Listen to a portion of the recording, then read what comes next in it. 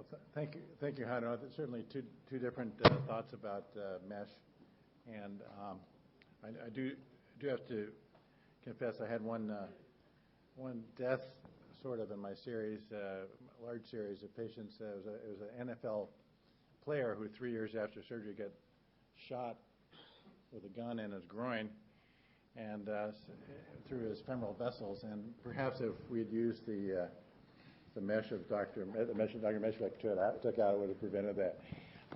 Next, we've got Per, who is going to be talking to us about tenotomies and symphyseal surgery, two words that could make us queasy or maybe not. Thank you. Being head of the scientific board for this conference, I couldn't find anyone to do this talk, except for the guys who are doing it for a living. So, not doing the talk, but doing the surgery. And I'm not doing it. I'm an orthopedic surgeon, but I very, very rarely do tenotomies, and I've never done symphyseal curettage or anything like that. So I thought, well, I could do it in as objective way as possible. I haven't done a systematic review, but I've been looking a little bit into the literature. As we've heard a number of times now, the adductor group is very important. It's muscles located very close to each other. I think I'm on Ernest Schilder's party that I don't really buy the thing that it's all inserting into soft tissues. It will be hard for me to understand how it can make torque then. So I think it's actually inserting maybe via some soft tissue into the bones. Christian showed us this one. The adductors are very important in the kicking. This is probably one of the reasons we see so many footballers with these problems. And we've always also heard Ernest Schilders talk about the acute lesions, and we can always discuss whether we should put it back or not. He suggests that we put it back, and at the same time we have a lot of surgeons who are cutting it. We heard about Dan Carter from New Zealand when we had the anatomy talk this morning. And I was in New Zealand in 2011 when it was the World Championships, and he pulled off his adductor tendon, and everyone was in panic. And this is one of the regions in the world where they cut a lot of adductor tendons. So they sent him to Australia, where they also cut a lot of adductor tendons to stitch it back on. And I thought it was hilarious. So, yeah, it depends on how you look at it. So, I don't know what happened here. I don't know. I don't hope all the slides looks like that. This is Christer Åkermark's study from Sweden. Christer Åkermark did the study back in '92, and I think this is sort of a classic because he also did some very nice follow-up. He had 16 consecutive male athletes, 18 groins. They had chronic groin pain. It's not really stated how long. The criteria for surgery was this unilateral adductor tenotomy, and they did unilateral adductor tenotomy, distinct pain at the origin of the adductor longus muscle, and no effect of conservative treatment. At follow-up, mean 35 months, but as you can see, between 4 and 84 months. So it's something that was done retrospectively at a certain time. They found that 62% returned to full activity within a mean of 14 weeks after surgery. They also did a strength measurement. This is the only study that I found that did a strength measurement after adductor tenotomy. And they actually found that, this is really strange, it's eaten all my slides. Okay. Well, trust me, there was a table when I looked at it this morning. The table shows that with isokinetic testing at 2 different speeds, there was a significant difference between the 2 groups. And the group who had surgery, and this is done at the time of the control, at the follow-up, which means that some of them are 5 years or more after the surgery. And they had still, the whole group as such, a weaker adductor strength measured on the isokinetic machine than the healthy side that had no tenotomy. Ah, good, it looks nice. The next study is the one from Atkinson that we also, I think it was Ernest who had it on. 48 patients, 68 groins, followed up for about 3 years. Again, large period of gathering all the patients. Mean preoperative duration of symptoms was 1.5 years. They did a unilateral adductor longus tenotomy, and they had a postoperative questionnaire at their latest clinical follow-up, and they had all the patients fill out the questionnaire. 56 of the 68 groin procedures had no complications, and this means that 44% had complications. And among these, 34 had bruising, 16 for more than 3 weeks, 6 had scrotal hematoma, and 1 had a wound infection. The mean return to sport was 18.5 weeks postoperatively, which is a nice figure, exactly the same figure as I had with the conservative treatment in the Lancet study. Only 54% returned to their pre-injury activity level, 42 were not able. 8 were still unable to perform athletic activities. The next study is from 11. It's an Irish study from Robertson, retrospective case series, 109 males, and they did, again, unilateral adductor longus tenotomy. Again, long symptoms, 15 months, all responded to a detailed questionnaire at least 12 months after the surgery. Mean follow-up was between 12 and 33, median 26 months.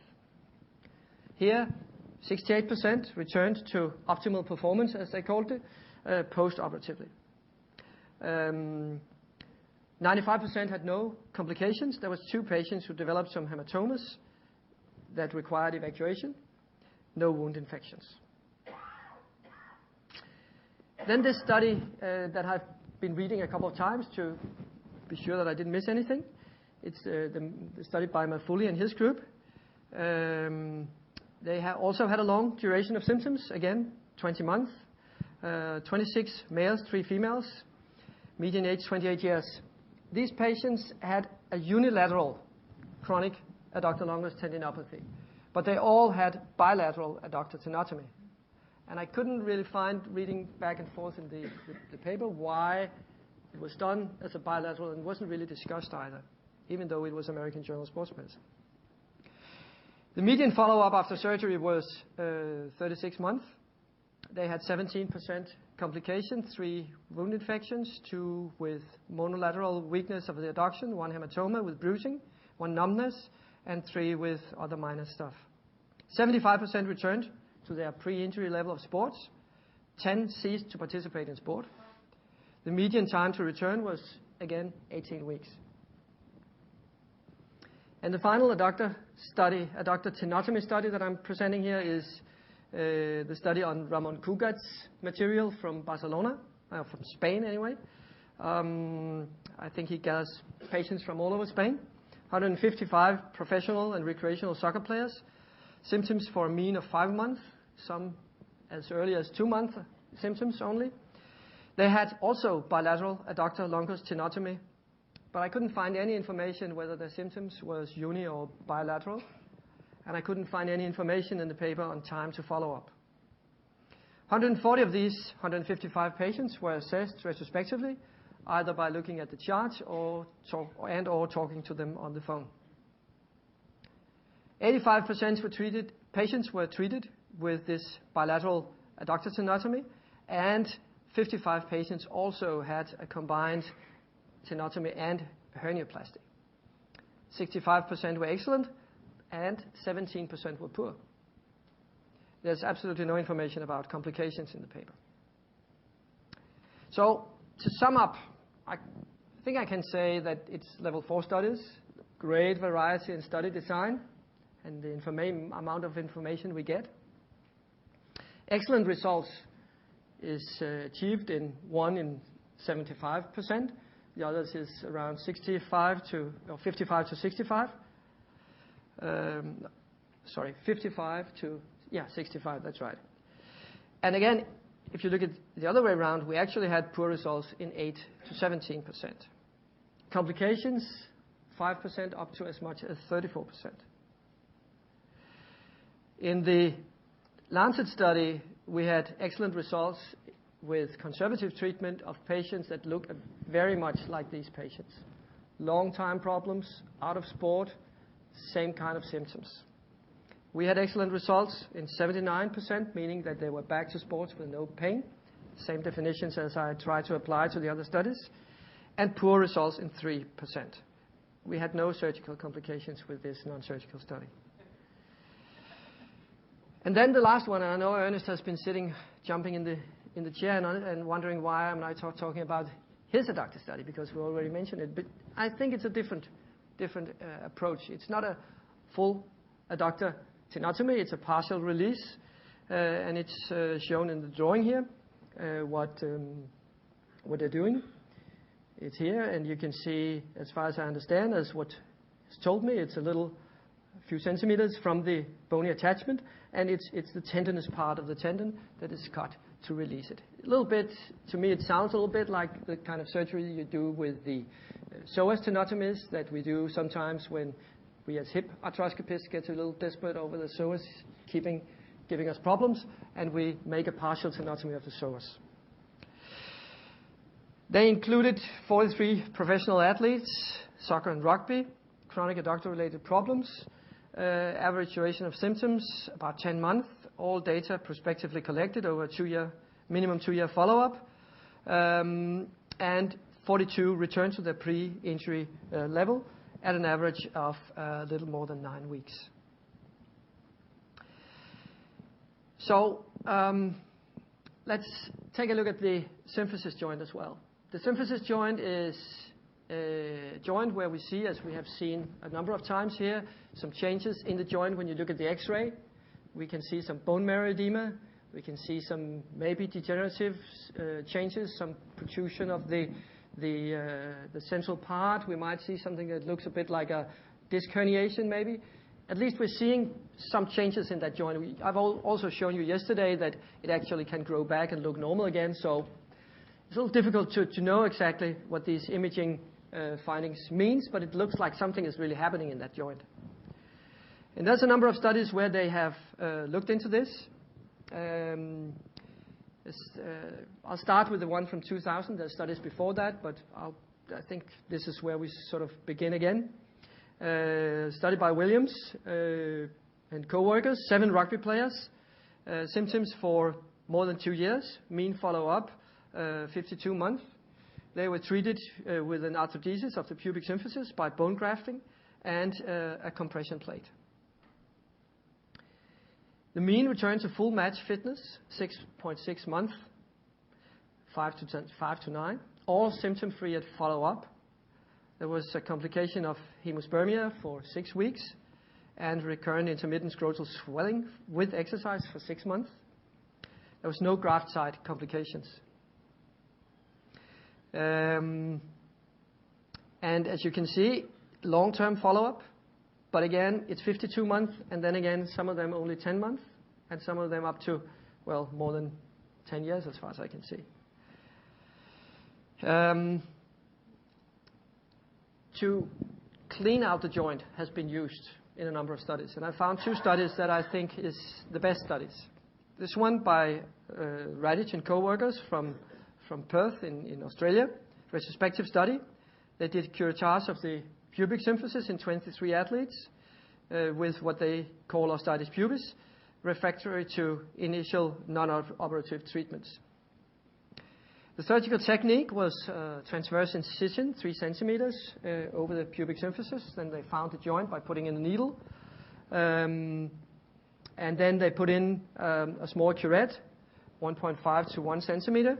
And then they cleaned out the joint. They took out the fibrocartilage disc, the hyaline end plates, and scraped until they were on healthy marrow bone in the full joint. They were careful, of course, not to penetrate outside the joint. And at the end, they took a 2-millimeter drill and made 3 passes into each of the pubic bodies.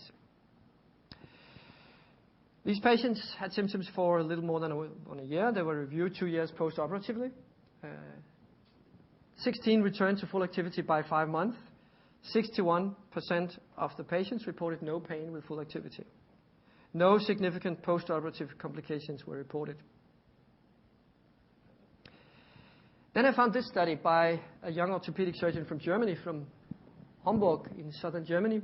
And they also looked at this problem, and they actually developed in a cadaver lab first a method to see how can you get into the joint with doing as little damage to the ligament as possible. And they published that study as well. I'm not going into that. But the method has then been used in 5 patients that is published, and I actually wrote to Dr. Hopp a couple of weeks ago to ask if he had more material, more studies, and he said that they were still doing the surgery and they would soon publish a bigger series. But this is sort of the pilot. 5 competitive, non-professional soccer players, conservative therapy, not specified, but for at least 12 months. So what they do is they do contrast injection in the joint to see if there's a secondary or tertiary or primary or whatever, cleft, something at least. We couldn't really agree on it this morning, but something is coming out there, and there's a defect here. And if this fits with where they have their pain and the adductor pain, then they put the patient in this position, and then they open up along the adductors, normal, little wider incision, but along the adductor as you would do an adductor tenotomy. But instead, they free the adductor from the pubic bone, from the insertion. I think it's from the bone, not so much from the soft tissue, but anyway. They clean it if it has any degenerative tissue or inflammation. And then they put in the scope through that small opening they have there. They look into the joint, and then they had from their cadaver technique, cadaver experiments, they have found a good technique to put in the shaver from the top. And then they clean out the joint. And this is a couple of x-rays that I got from Dr. Hopp. This is a patient before surgery, and this is a patient after surgery. And the only thing you can see is that they put back the adductor tendon using 2 fast-tack anchors, 2.8 millimeters, that we use in lots of situations. I think it's more or less the same kind of anchors that Ernest used when he put... No, it's not the same, but it's more or less the same. He uses anchors, I know, and he tells me he puts it into bone. So the adductor longus tendon is reinserted into the bone. And as he wrote to me, you can't see anything in the joint because we're not taking anything away from the bone. We're just cleaning out the bone. The joint.